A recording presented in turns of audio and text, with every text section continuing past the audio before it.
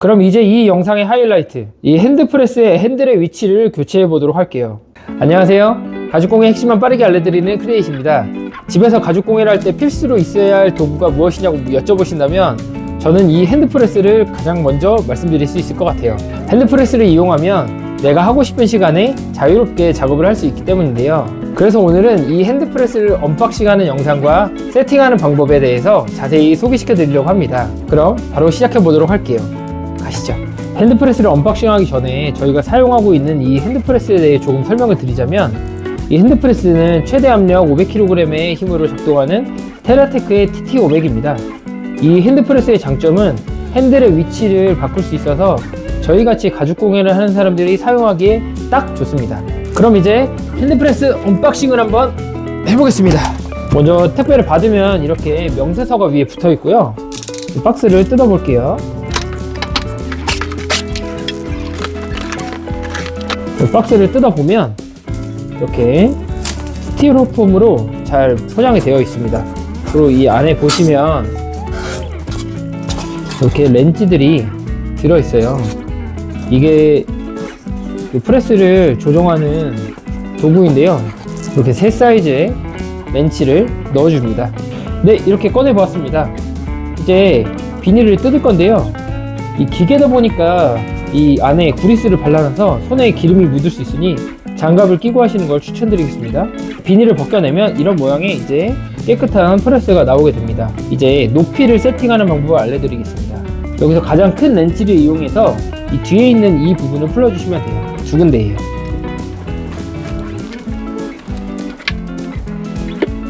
이 두 군데를 풀어주시면 이 레버가 이제 움직이게 됩니다.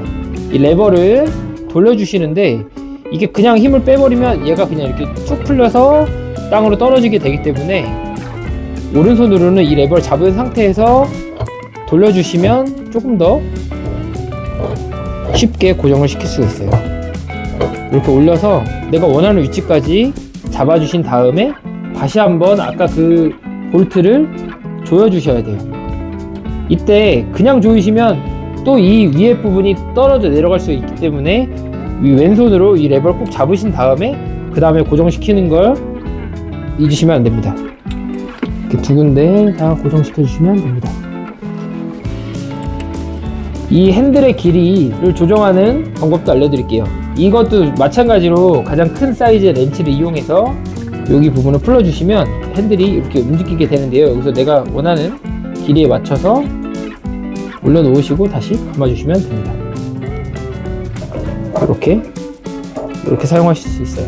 이제 목타를 칠하면 이 프레스의 아랫부분이 막혀 있어야 됩니다. 근데 여기 기본적으로 구멍이 뚫려 있거든요. 그래서 이런 지그가 필요합니다. 이 핸드프레스용 지그라고 치면 인터넷에 많이 나오니까 그 중에 내가 원하는 사이즈를 구매하시면 되고요. 그리고 철물점에서 10mm짜리 렌치와 머리 10mm에 길이 약 40mm 정도의 육각 볼트를 하나 구입하시는 걸 추천드려요. 기본적으로 핸드프레스에 지그를 고정할 수 있는 소켓이 들어가 있는데요. 이 소켓은 지그를 고정하는 힘이 약하다 보니 이 육각 볼트로 고정하는 걸 추천드립니다. 프레스로 가죽에 목타를 치고 있는데 이 지그가 가죽 위로 떨어지게 되면 바로 대참사가 일어나게. 그럼 이제 세팅을 해볼게요.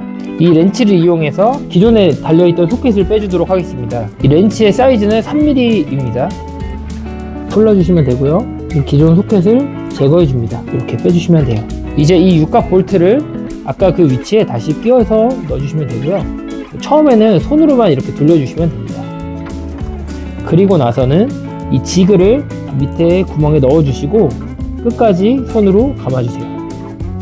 어느 정도 고정이 되면 그 다음에 아까 처음에 말씀드렸던 이 렌치를 이용해서 고정시켜 주시면 됩니다. 쉽죠? 그럼 이제 이 영상의 하이라이트, 이 핸드프레스의 핸들의 위치를 교체해 보도록 할게요. 우리는 오른손잡이가 많기 때문에 이렇게 오른손으로 내리기 쉽도록 세팅되어서 프레스가 오게 됩니다. 그러면 이 핸들을 왜 교체해야 하냐면 저희는 가죽공예를 하잖아요.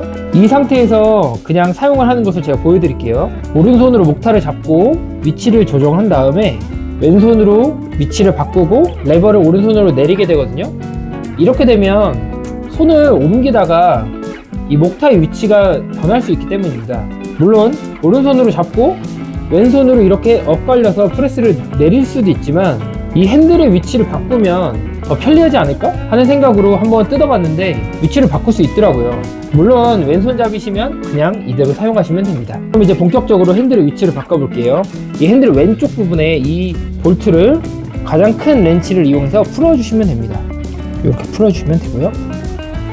이 볼트와 너트는 잘 챙겨 놓으셔야 돼요. 이렇게 해서 빼놓고 이 레버를 빼주시면 되는데요. 그냥 빼시면 이 부분이 위로 스프링 때문에 올라갈 수가 있어요. 그래서 살짝 내린 상태에서 빼면 훨씬 잘 빠집니다. 이렇게 빼주시면 되고, 그 다음에 이 레버를 왼쪽으로 옮긴 다음에 다시 끼워주시면 되는데요.